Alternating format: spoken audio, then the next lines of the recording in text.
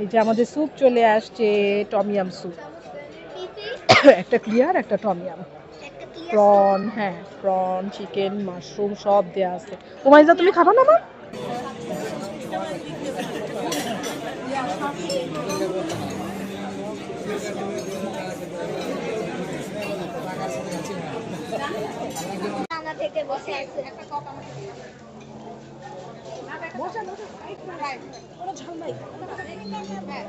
ইলিশ মাছ রান্নার জন্য নামিয়ে নিয়েছি।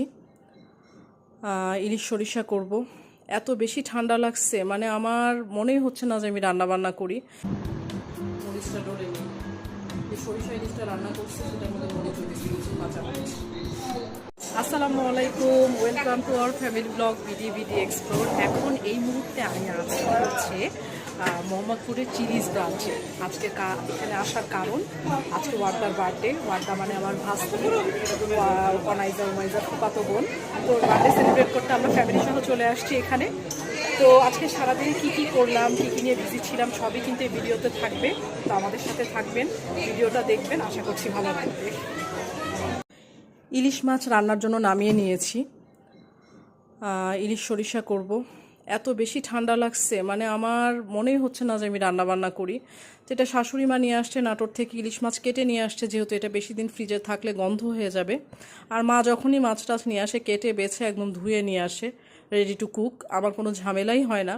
এটা খুব বড় সাইজের একটা ইলিশ মাছ।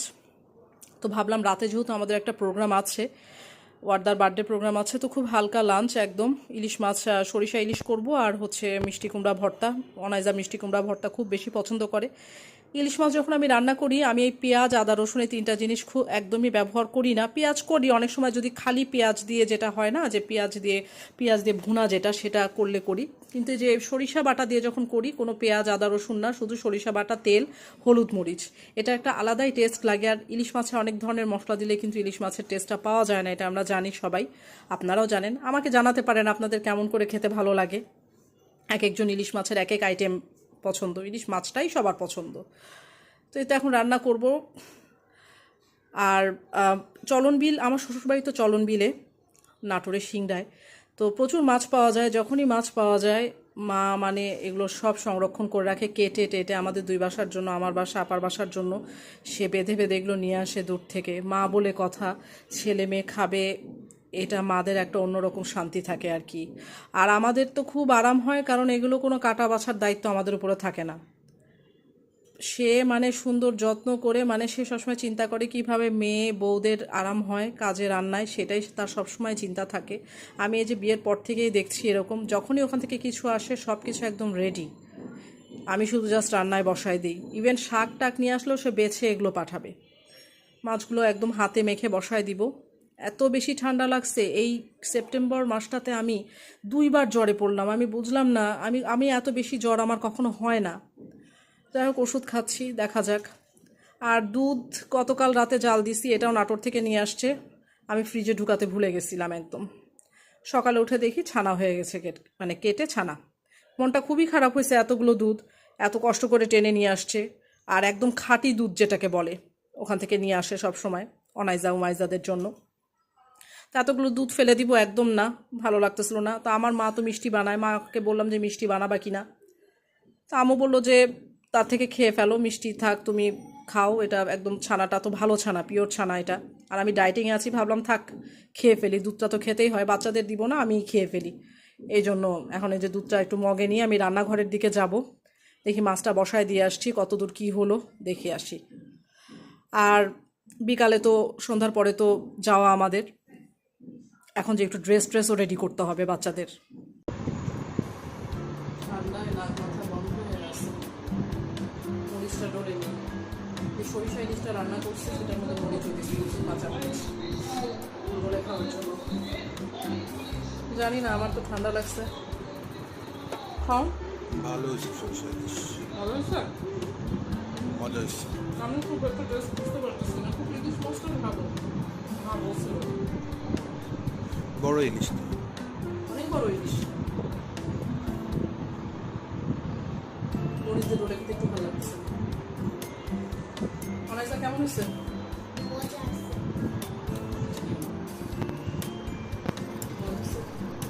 বুঝেছো না?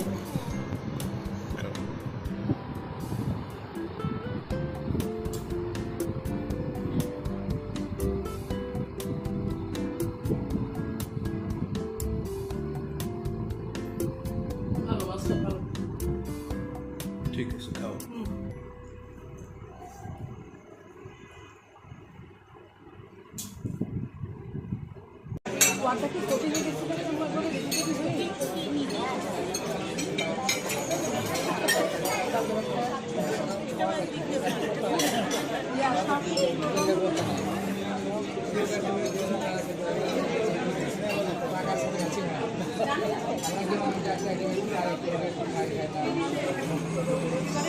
আব্বা হাই বলো, বেলাল হাই কো।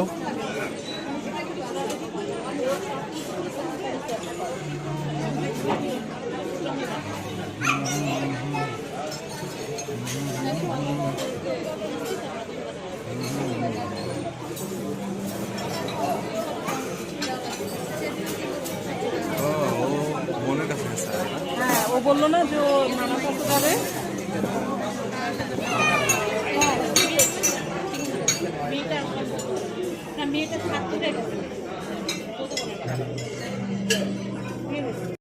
এই যে আমাদের স্যুপ চলে আসছে, টমিয়াম স্যুপ। একটা ক্লিয়ার, একটা টমিয়াম। প্রন, হ্যাঁ প্রন, চিকেন, মাশরুম সব দেয়া আছে। ওমাইজা তুমি খাবা না মা? হ্যাঁ তুমি তো খাবা। খাচ্ছ আম্মু, তুমি খাচ্ছ? হ্যাঁ টমিয়াম, টমিয়াম খাও। যে আপু দিচ্ছে, আপু সহ খাও। খাও খাও খাও খাও খাও।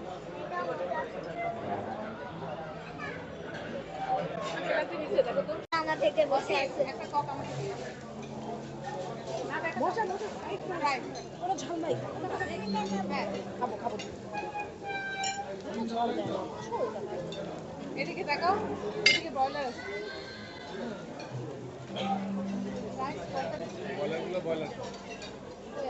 এই যে আমার মা খাচ্ছে।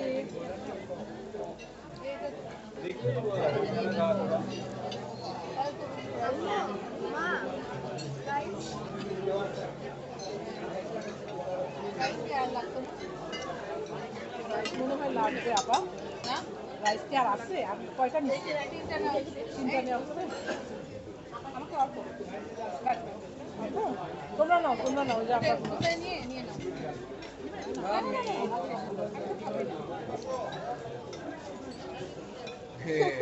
ঠিক আছে। মা আপনি মুরগি নিলেন না, একটু ককটা নেন। নেয়নি, আমাকে একটা মুরগি দিয়ে দেন। ব্রয়লার না, কক কক। ককটা আছে, একটা কক দাও তো। ওই যে এটা নাও।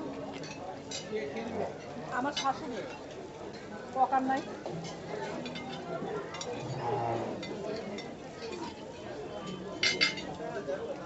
আচ্ছা,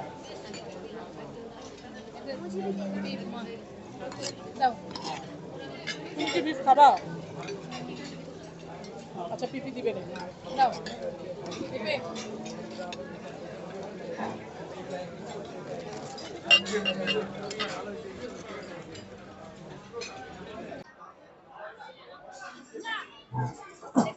আল্লাহ হাফেজ। হ্যাঁ, বাসায় এসো। বাসায় এসে বসতে না বসতেই মনে হচ্ছে জ্বর আবার কাঁপুনি দিয়ে আসতেছে। ওষুধ খেয়ে ছিলাম যতক্ষণ পর্যন্ত ওটা মানে ইফেক্টিভ ছিল। কোনোরকম অনুষ্ঠানটা অ্যাটেন্ড করে চলে আসছি। এখন আবার ফ্রেশ হয়ে ওষুধ খেতে হবে। জানি না এইবার এই মাসে আমি ২ বার জ্বরে পড়লাম। আমার সাধারণত জ্বর-জারি হয় না। তো দেখা যাক, এখন মনে হয় আসলে সিজন চেঞ্জের জন্যই এটা হচ্ছে। তো সবাই যদি আমাদের ব্লগটা ভালো লেগে থাকে তাহলে লাইক, কমেন্ট, শেয়ার দিয়ে তো অবশ্যই থাকবেন। আর অবশ্যই চ্যানেলটা আগে একটু সাবস্ক্রাইব করে দিবেন। কারণ আপনাদের কে পাশে পেলে আমরা অবশ্যই সামনে আরো ভালো মতো আগাতে পারবো। তো সবাই ভালো থাকবেন, সুস্থ থাকবেন। আর আমাদের জন্য দোয়া রাখবেন। আল্লাহ হাফেজ অ্যান্ড টেক কেয়ার।